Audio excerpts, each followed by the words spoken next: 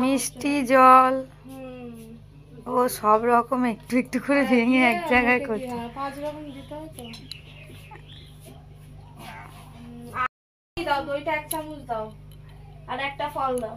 না না ফল ঠিক আছে, মিষ্টি খাওয়াতে হয় তো বরং করে।